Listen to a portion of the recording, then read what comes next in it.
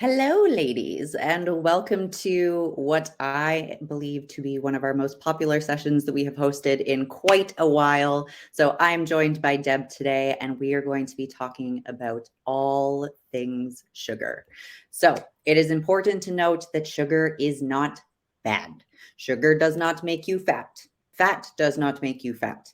A calorie surplus makes you fat. So that stipulation, fruit, also not a bad thing. Just things I want to cover right off of the top. We're going to be getting into a lot of different topics around sugar. So if you are watching this live, if you have any questions, the question box is somewhere around here on Crowdcast. And then in Facebook, you can just add it in the comments below. If you are watching the replay, you are welcome to add some comments to the Facebook replay video or reach out to us directly on Instagram. If you're one of the LadyTheFUp clients, you can message us in the app. We are happy to answer any questions you have. And I have a feeling with the amount of content, at least that I've prepared and Deb has prepared, this will very likely be a two-part, two-week session. So let's just dive right in. Deb, I'll let you take the reins. Okay, thank you, Lexi. Okay, so when we first started talking about doing this, I got the idea and said to Lexi, let's talk about sugar, because so many of my clients tell me that they have a sugar addiction. And Lexi's going to talk more about the part of the brain that gets lit up with addictions. And it's actually a very good description. So before we get into that, let's talk about why or when and how do we, get to the point of where we're feeling like we've got to break this habit.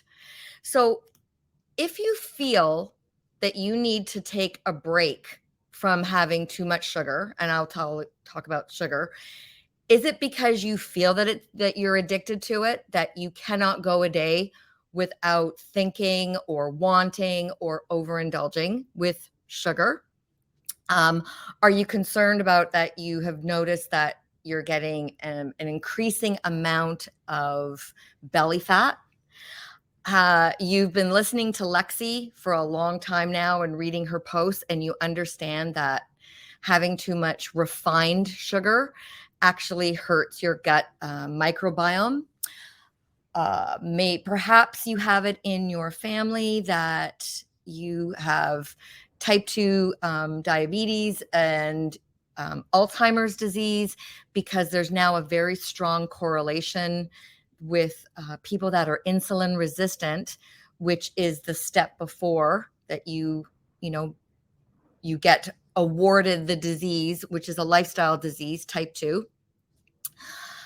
Maybe you weren't aware, but sugar actually ages you. And I will talk a little bit more. I've got that actually down in a slide. I'll just tell you right now that sugar, when it reacts with protein in our bodies, it creates a harmful compound called AGE, advanced glycation end products. And this is what contributes to accelerating the aging process. So something that comes to mind for me because of my age is wrinkles. So it's not a fallacy that having too much refined sugar and simple carbohydrates, not just sugar, does harm your skin, because this advanced glycolic end products break down collagen, and elasticity are part of our skin. And then the last thing is that I think that pretty much everybody knows now that does any kind of reading, is that it really does weaken the immune system. So before we get into about habits and everything, I want to just give you some nutrition science. What is sugar? So sugar is sort of the catch-all phrase for two different types. There's one called the monosaccharides, and there's three of those. Monosaccharides, which means just one. It's a simple sugar. Glucose.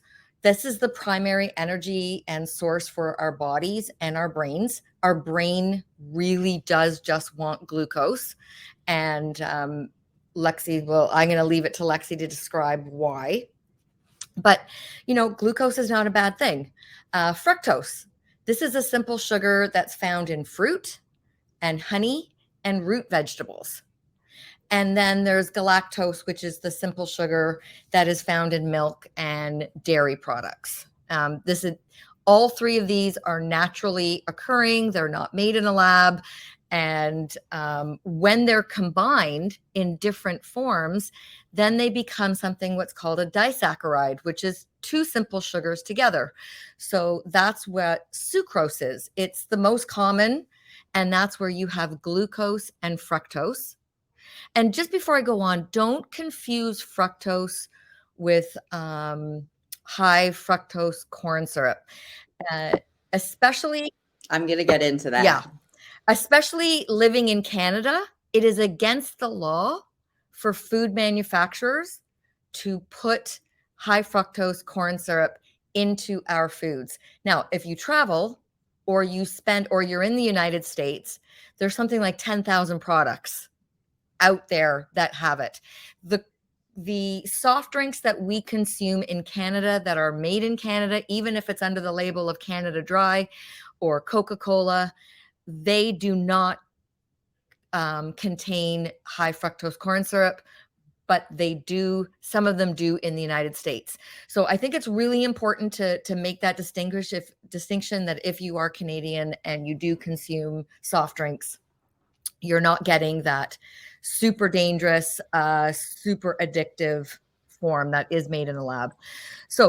And since we're on the topic of that, I just want to kind of break down the difference in fructose content between the fruits and the vegetables and the high fructose corn syrup. So if you are consuming fruits that are fairly high in fructose are things like melon, pineapple, mango. So again, they're not bad things to have. Consume your fruits, keep your portions smaller, and I'll talk about pairing it with other foods when we get to that.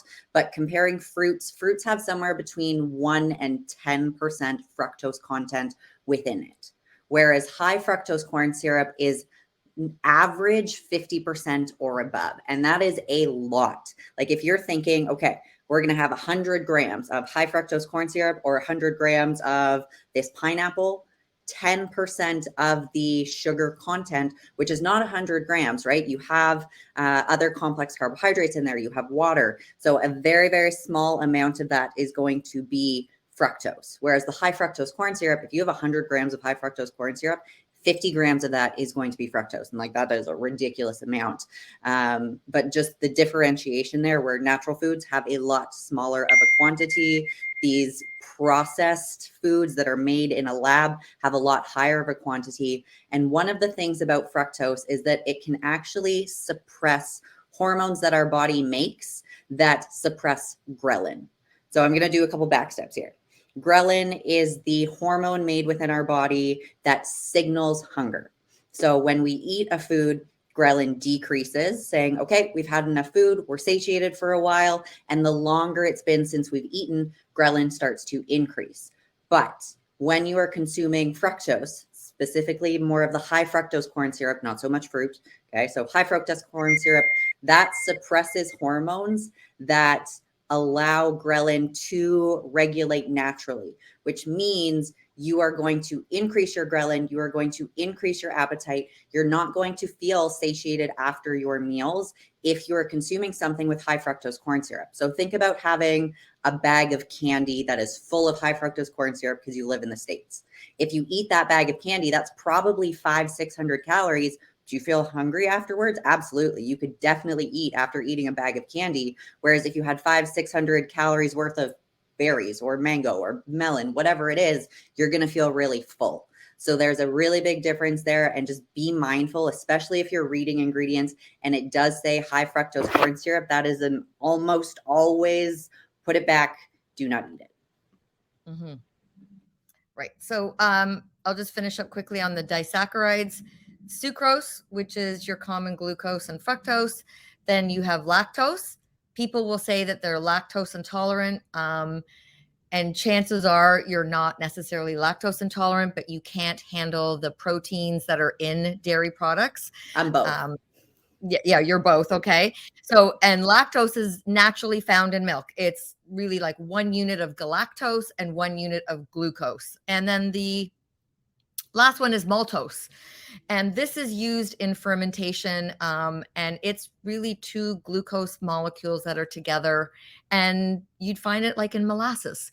So that's just a little background on that. So when my clients say to me, I'm addicted to sugar. I really can't, I can't quit it. It's so hard.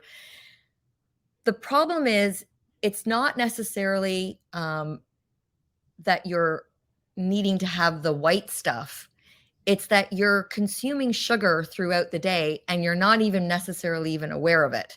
So part of getting over a bad habit is to identify what it is that's triggering it. So I'm going to be talking from the habit side of things, and Lexi's going to be talking about the neuro side of things. So think about it like this: a sugar craving hits you at 3 p.m. Why? Because you haven't eaten properly, you haven't prioritized your protein, you've done a really hard workout, and then 30 minutes later you're starving and you let things get away from you. There could be numerous reasons, or you could be doing everything right, but your energy drops. Are you the kind of person that you don't feel that your dinner is complete until you have something sweet? I can't tell you how many people say that to me. I need something sweet after dinner. And I would love to go on and talk about this because I find this part really, really interesting. Lexi did a talk about this, about dopamine and rewards, where your brain lights up.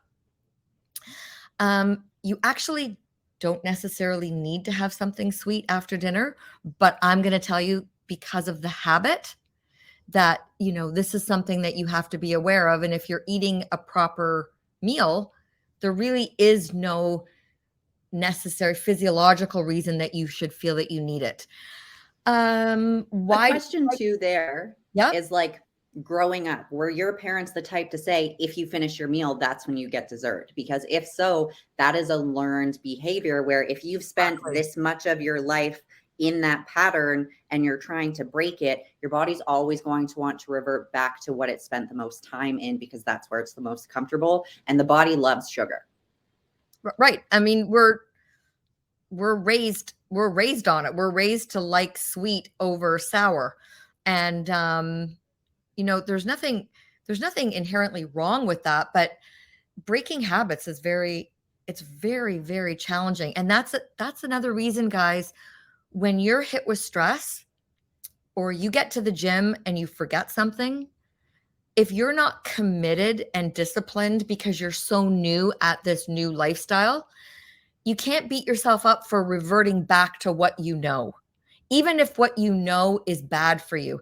This is something that I actually learned in therapy, that it's so normal to go back to what we know, even when we know that it's not good for us. So when you say, I feel addicted to sugar and I just need it, it's, I'm going to say it's going to be, it could be 50-50, it could be 30-70. It doesn't matter whether it's more habit or your brain lighting up and needing it. It's something that you have to be aware of and then just learn the tools. Why do we like sugar? And why is it added to so many things? It heightens sweetness and the taste. It contributes to food structure and texture. You can't bake properly without sugar. I am not the kind of person, like, I get irritated by fake desserts. When people start posting, hey, we could do this, we could do that. If you're going to bake, in my eyes, bake properly, because doing things that are just sort of like getting you by, I think you tend to eat more of it anyways. But you need sugar. If you're going to be baking, you need sugar because it actually helps in the baking process, because it's part of the chemistry. Sugar is necessary for aiding in yeast in baked goods. So even if you're having bread is one of the bigger places where sugar and salt are hidden. Just any kind of bread. And I'm not talking about like cinnamon bread, just regular bread. And sugar also acts as a bit of a preservative. It helps to prevent spoilage. So when you're looking on your ingredient list and you're thinking like, geez, why should I really shouldn't be having these cravings. I've been trying to cut out sugar. I did this for a client this past weekend. She had it in her My Fitness Pal that she was eating these things called nudes. Nude. I don't. I was like, what is that? So I looked it up. It's lots of vegetables and fruits in it. And when you eat one of these, which looks like a nice chocolate, almost like a chocolate Reese's peanut butter cup that's about that size, you're getting the taste of chocolate, and it's being marketed as something that's really, really healthy.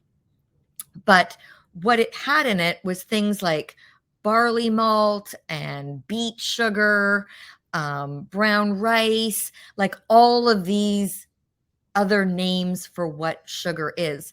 I Another have a client, list that we're going to share sometime, probably by the end of this talk. I have a list of 56 different types of names for sugar on labels that is to be shared. So hang tight. yes.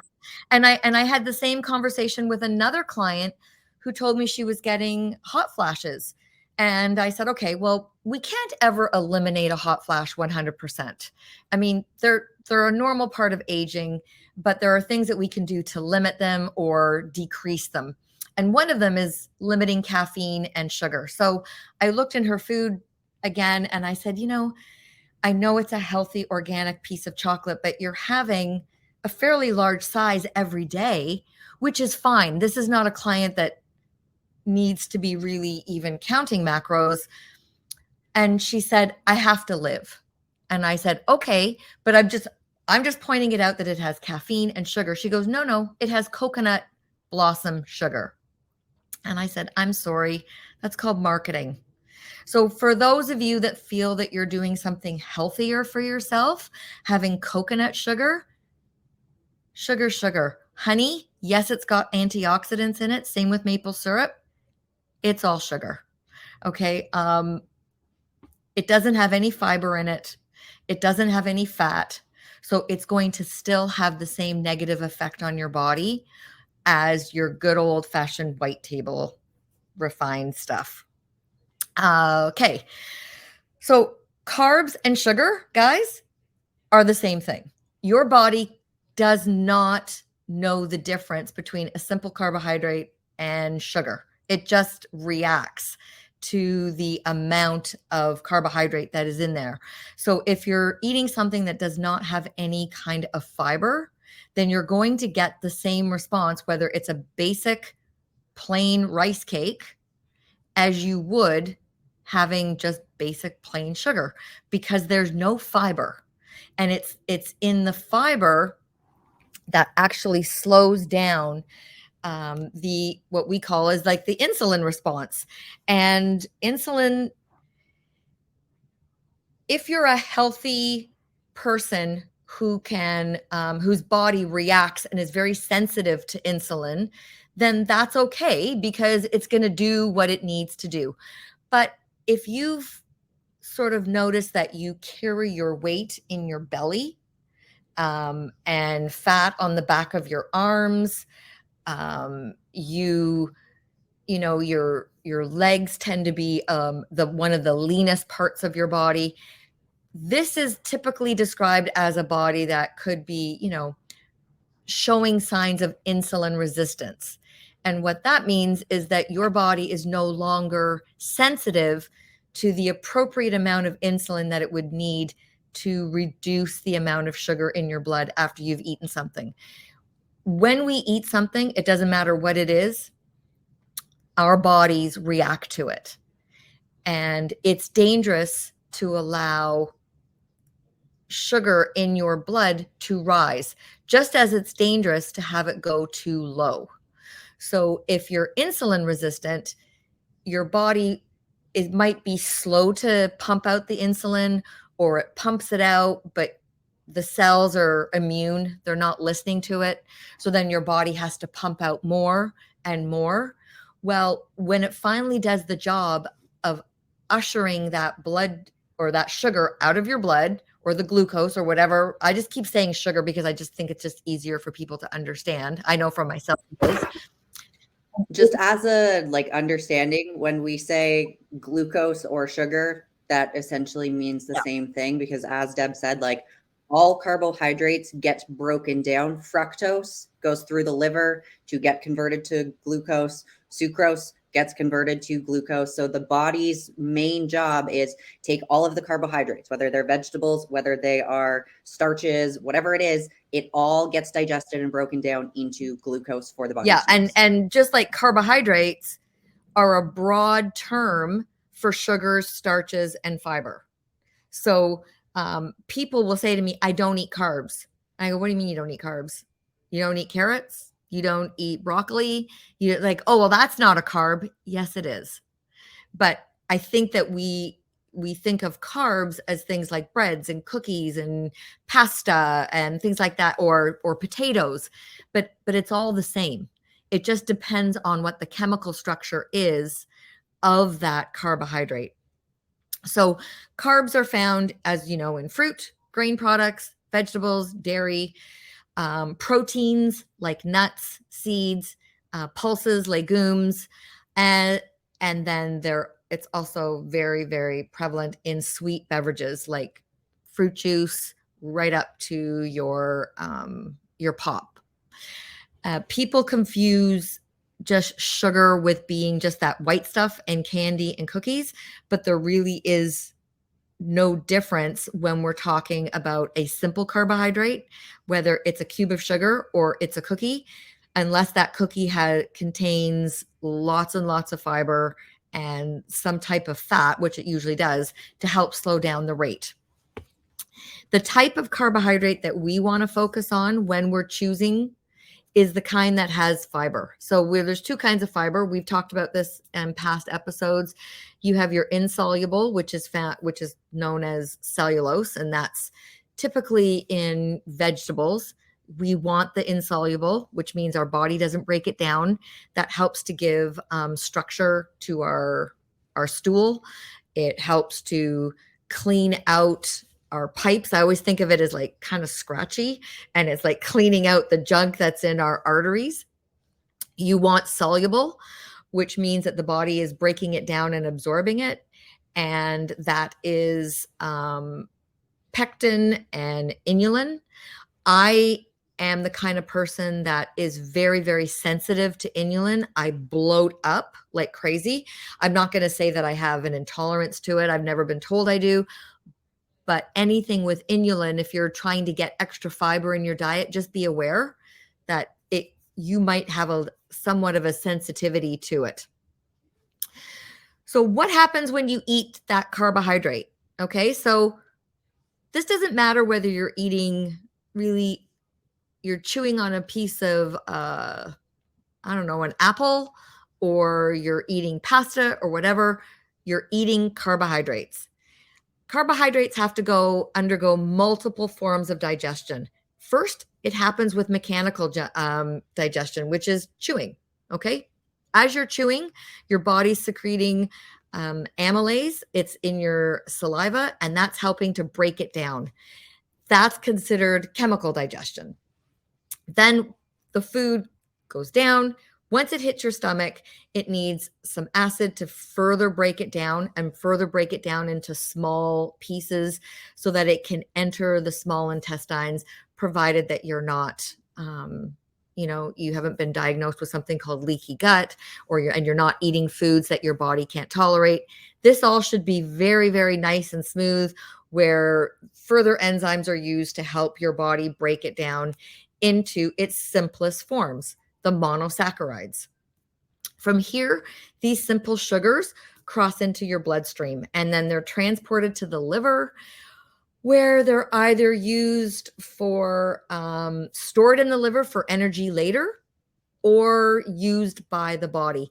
Our body typically has anywhere from, depending on how large you are, I mean, like in stature and everything, 14 to 1700 calories worth of stored glucose for us, or in a different form, to use as energy So that's why losing body fat is so hard, because and I do want to acknowledge that, even though I know I'm a bit of a hard ass and I'm like, you can do it, try harder, push.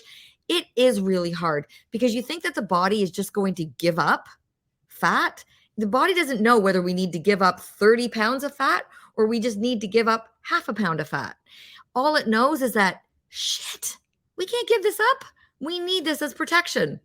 And so by storing all of this, it will only really get to giving up fat in a, you know, in an environment where you've made it impossible for it to do what it needs to do.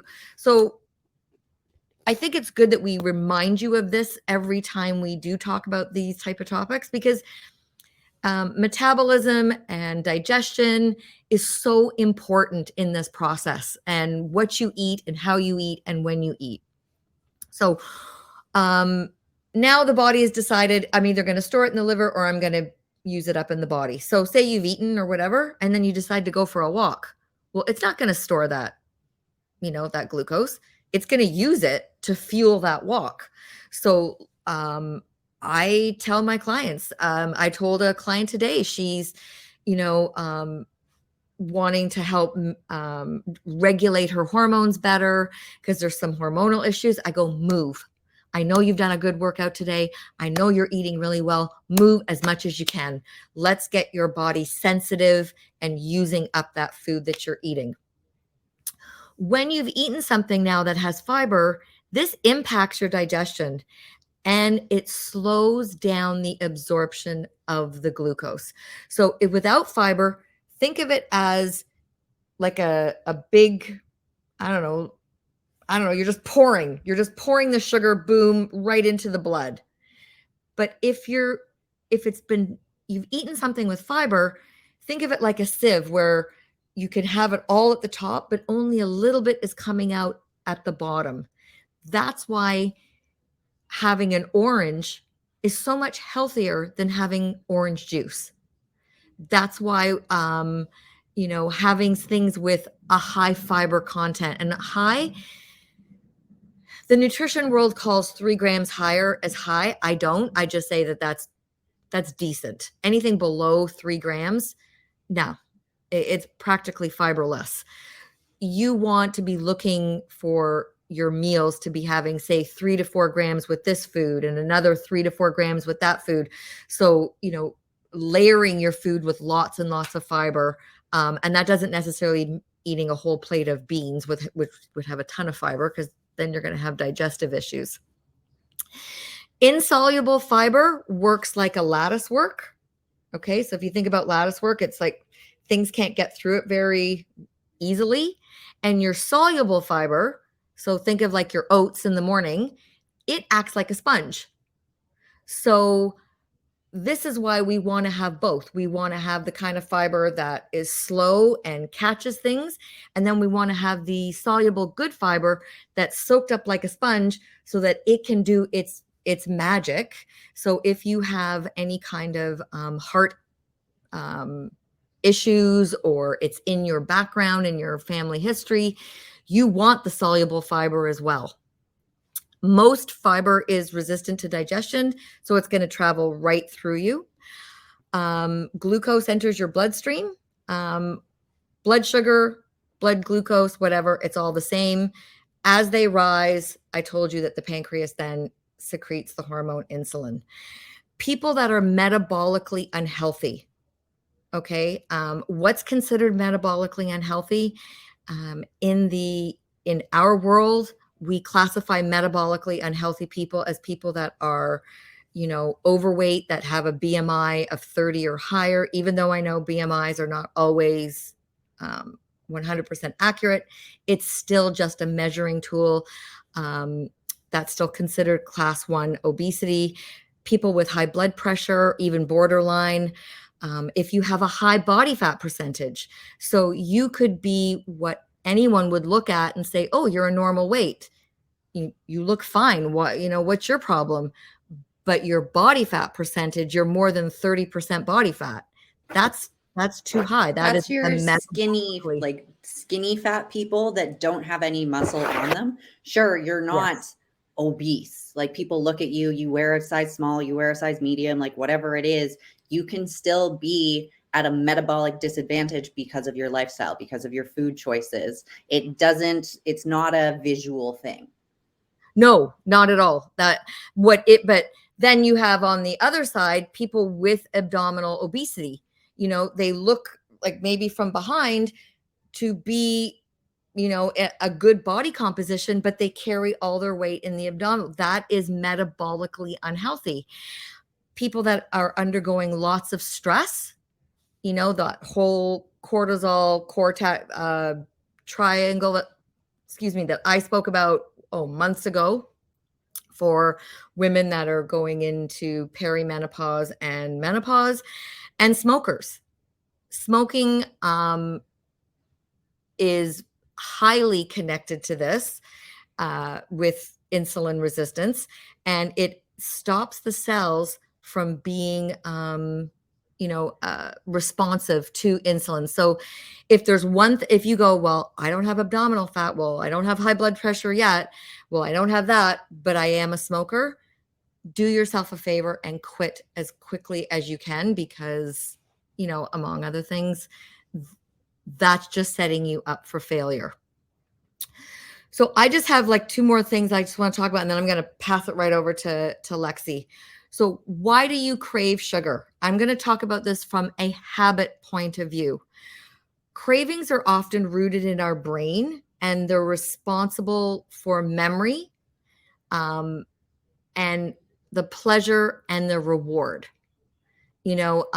Sometimes we just do things we just do it out of habit. Like, oh, you always have chocolate after dinner. It's pretty hard if you've been doing that for years and years and years to just all of a sudden break it. You can be perfect on your eating and feel so good, but then you go home to visit family for the weekend and it's always cinnamon buns on a Sunday morning.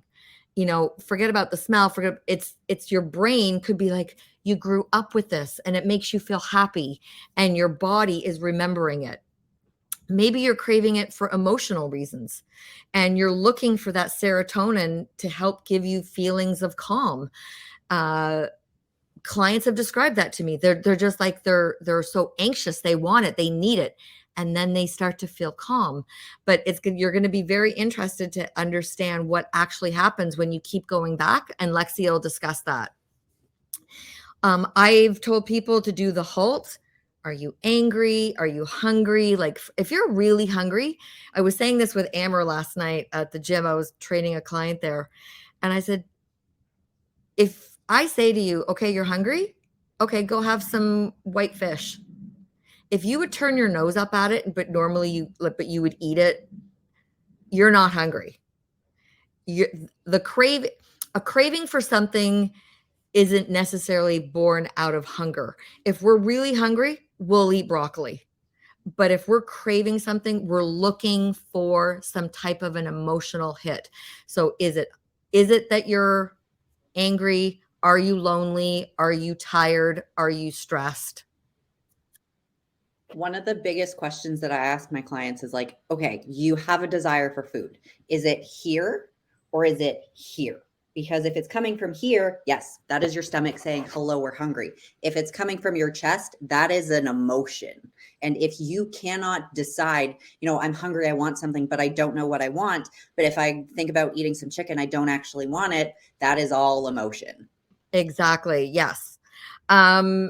There's another reason why we crave sugar, and it is linked to our hormones. With our hormones being dysregulated, they're either signaling too high or they're signaling too low, and that can be your ghrelin, your leptin, but also during your monthly cycle, everything gets thrown off. Nutrient deficiencies. Some people actually have nutrient deficiencies because they've done a lot of restriction. They don't eat food, it could be even just for religious reasons. People that don't eat shellfish or seafood typically have to be aware of trying to get their zinc from other forms. And people that are low in zinc calcium, they don't get enough magnesium, or chromium, but don't start supplementing with chromium. It's not going to help you necessarily. This can also signal a craving for sugar. The last one that I want to talk about is the one that I find for me the hardest. I love chocolate. It's environmental for me. It's the visual cues. It's the suggestions. I'm okay if I don't buy chocolate, I don't see chocolate, I don't think about chocolate. But if it's around that visual cue of it, I start remembering how it's going to feel in my mouth, how it's going to melt, it's going to taste so good, it's going to feel like I just love it. And I'm going to go back to an emotional thing because as a very highly competitive gymnast, my mother did not allow me to eat any junk whatsoever. I was never allowed to eat junk, but I had to watch my brother eat it and watch the family enjoy stuff because their attitude was, well, why should we suffer? You can't have it because you're in training. And when I could start to have it, it really was like, I don't think I'm going to be able to stop. I know now, like I can have chocolate anytime I want, but I don't like to have it around because if I see it, sometimes it can be a little bit hard. So just remember that creating this sort of environment for addiction that you have labeled it as an addiction. Is it a blood sugar imbalance? Are you having imbalanced meals, meaning too much carbohydrate, not enough fiber, and certainly not enough protein and healthy fat? Is your meal timing bad? Are you waiting too long to eat? And then you can't stop because you're so starved? Are you under a lot of stress? Lack of sleep, that is a huge one. That's probably one of the best ones to help curb sugar addictions, is learning how sleep actually affects you and how you can manage eating properly when Lack of you sleep are. wrecks your ghrelin and like your ability to regulate ghrelin. So as I mentioned previously, ghrelin is okay, we haven't eaten food, now we're going to spike. Oh, we've eaten food, ghrelin's going to go down. Lack of sleep, ghrelin doesn't go down. It's I'm hungry, I'm hungry, I'm hungry, I'm hungry. Yeah. And some people think it's like, oh, it's because I need the energy because I've been up so long. No, it's because you didn't get into those proper sleep patterns. Sleep is so underrated, yet it is probably one of the best things that we can do for ourselves, meaning that we're not taught proper nutrition as kids, and we're also not necessarily taught the importance of sleep and getting to bed at the right time in order to allow our body to go through all the sleep cycles that we need. And then the last one, which is really easy, dehydration. If you're dehydrated, yeah, she's got her water. I've got mine over there. And I've also got my hot collagen chocolate in my you fucking are show's fucking possession of like my fuck mug. And that's me and the background on sugar. Over to you, Lexi. Awesome. So for those of you that are still watching, this is absolutely going to be a two-part, and I'm going to save quite a bit of this for next week because it all kind of ties in with each other. But what I want to touch on right now is all of the hidden sugars within foods and the things that you don't necessarily know contain sugar that you're adding in. So whole foods, if you are eating your chicken, your fish, your beef, your eggs, your sweet potatoes, your rice, your veggies, your fruits, you don't necessarily need to worry about it. But if you are having your chicken and your rice and you're dumping some barbecue sauce on it, if you are having a salad with chicken and fruit and you're adding a salad dressing, if you are making your chickpea pasta, or if you can have gluten, your normal regular pasta, and you're adding a store-bought tomato sauce, this is where your sugar cravings are coming from. So a list of, nope, not that page. Here we go. A list of a whole bunch of different things that have hidden sugars. So if you are consuming these on a day-to-day basis, when this is over, I want you to go to your kitchen, go to your cupboards, and read, after I share the 56 different names for sugar, and see if yours contains added sugar. Also pay attention to the actual nutrition label itself. See how many grams of sugar are in that per serving. Compare it to the grams of fat. Compare it to the grams of protein. And as Deb highlighted, compare it to the grams of fiber. If your sugar is 5 or 10 grams and it is the highest number in terms of proteins, fats, carbs, and fiber, that will very likely contribute to the sugar cravings. So a list of a whole bunch of things. Number one, and this one breaks my heart, is ketchup.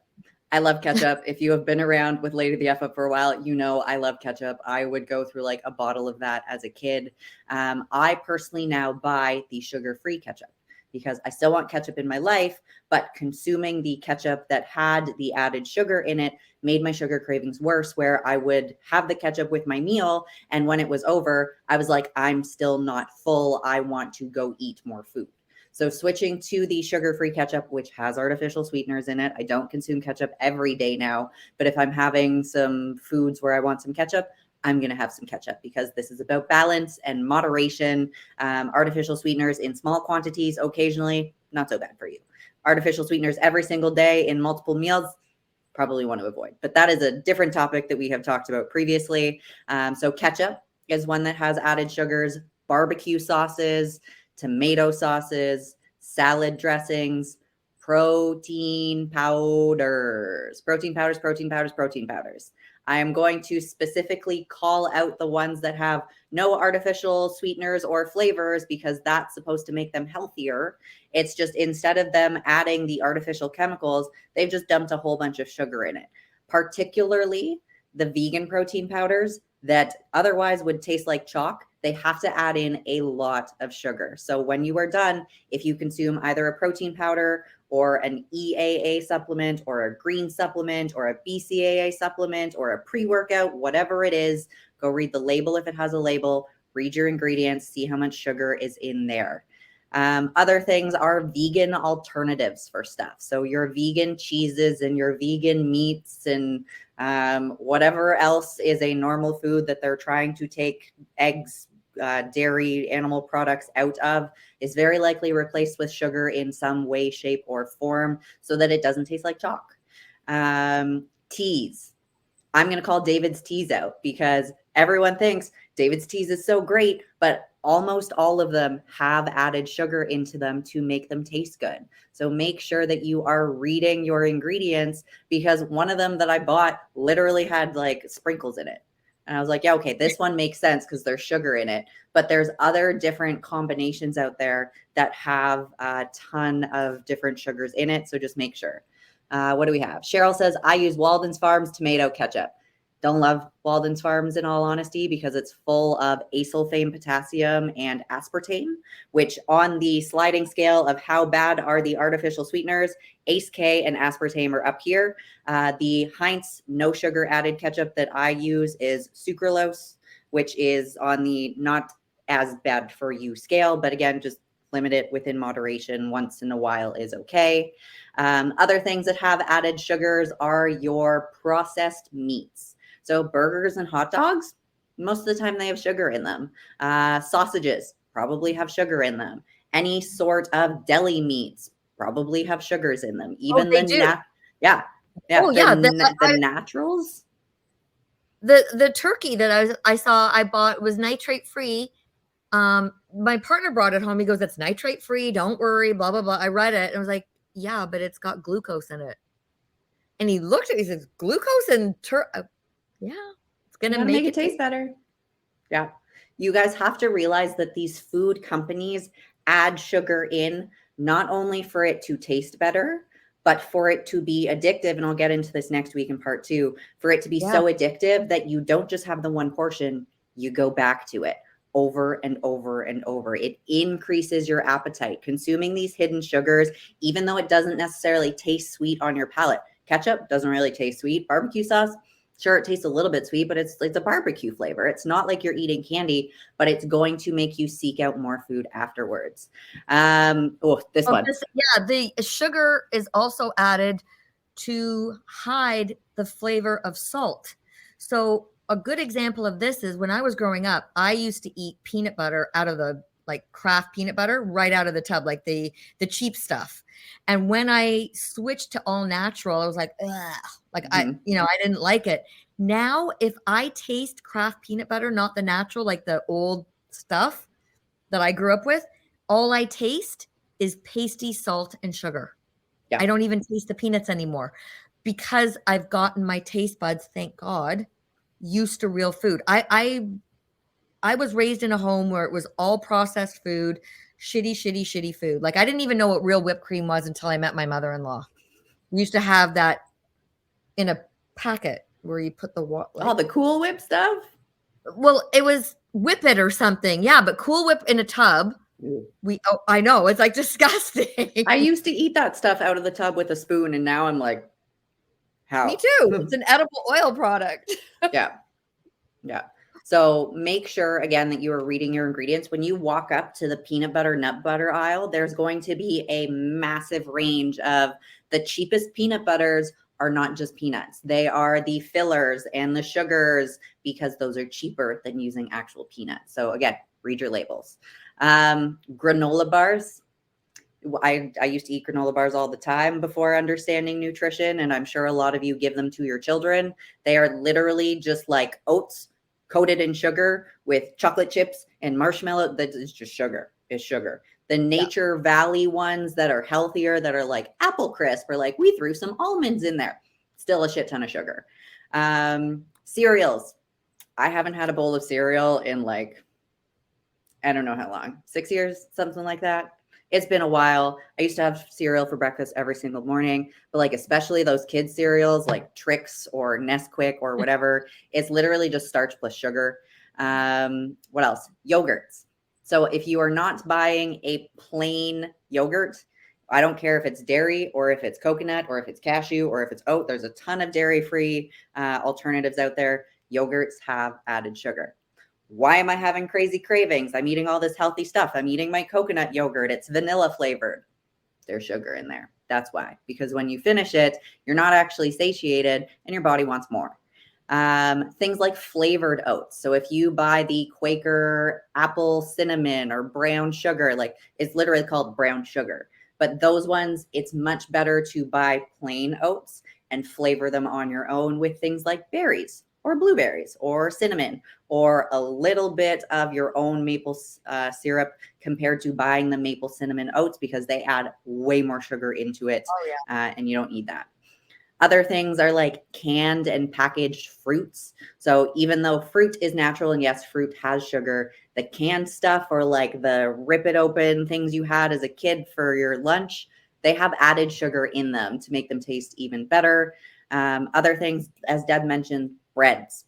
So not just the baked goods, not the croissants, not the cinnamon buns, like legit just slices of bread, loaves of bread, wraps. Those will contain sugar as well. What else do I have in here? Chips. You don't think about it, but sour cream and onion, ketchup flavor, even the salt and vinegar ones, they all have added sugar. So make sure that you are reading your labels. These food companies put the sugar in to make you come back and spend more money on their products. So I am going to share my screen for it's not open yet. The 56 different names for sugar. If you want to screenshot this as I go through them, you are more than welcome to. If you want me to send you the PDF, reach out. I'm more than happy to do so. So let's pull this up. All right. So we have our basic sugars.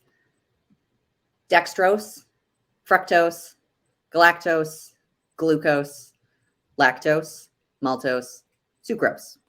And again, Deb mentioned this, but sucrose and sucralose are two different things.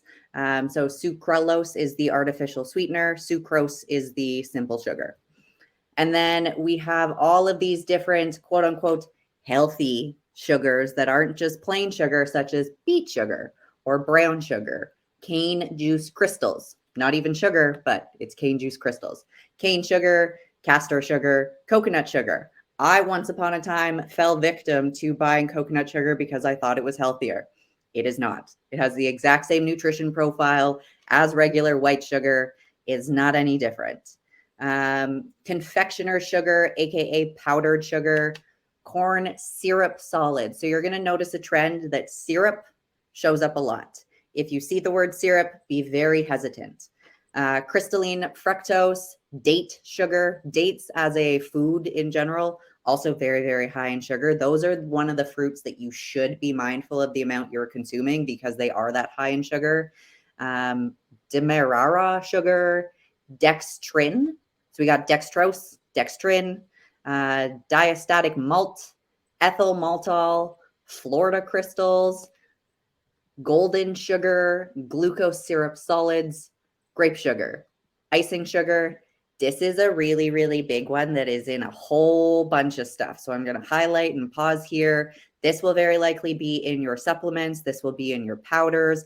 This is a bulking agent, but it is also a carbohydrate that is just a plain, simple sugar. Maltodextrin. Maltodextrin. Pay attention. Look for that one on your ingredient labels. Muscovado sugar, panela sugar, raw sugar, normal sugar, table or granulated. So table granulated sugar, this is what we picture in our head, but there's 55 others besides just that. Sucanat, turbinado sugar, yellow sugar, agave nectar / sugar. The number of people that are like, oh, I'm having agave sugar or agave syrup. It's healthier for me. Agave spikes your blood sugar the same way that high fructose corn syrup does. It is one of the worst natural sugars out there. Barley malt. So this was what Deb was mentioning. Barley malt doesn't even have the name sugar in it. It sounds like malt. People think, oh, malt vinegar, barley. Barley is a grain. No, barley malt is still a sugar. Blackstrap molasses, brown rice syrup. So for all of you out there that love your protein bars and easy snacks, you're going to notice brown rice syrup is in a lot of it. Brown rice syrup means we have extracted the simple sugars out of the brown rice, literally gotten rid of all the fiber, all of the nutrient value. We're just keeping the sugary syrup from the brown rice, and we're chucking that together to make things stick. Buttered sugar / buttercream, caramel, carob syrup, corn syrup. This one is my absolute favorite. Evaporated cane juice. It's just a fancy name for we took the water out of the cane juice and now it's cane sugar, but we're not calling it cane sugar. We're calling it evaporated cane juice because marketing. Fruit juice and fruit juice concentrate. So as Deb mentioned, it's better to have an orange than to have just the orange juice. If you have to pick between pulp and no pulp in the orange juice, go with the pulp, but ideally peel your own orange, chuck it in a blender and eat the whole thing so you're getting the pith. That is where all of the nutrients and fiber lie. If you extract that, so juicing versus making smoothies, juicing gets rid of all of the good nutrition, fiber, nutrients, and all you're left with is the sugar water. So fruit juice concentrate, golden syrup, high fructose corn syrup. Sometimes they do shorten this to HFCS. So if you are in the states where this is legal for you, get that in your head that this acronym is something that if you see it, you want to put it back on the shelf. Honey. So honey is a natural sugar, but it is still a sugar. Invert sugar, malt syrup, maple syrup. Again, it's a natural sugar, still a sugar. Molasses, rice syrup, refiner syrup, sorghum syrup, and treacle. I think that's how you pronounce it. Treacle. Oh, treacle is it's British and it comes in a little tin.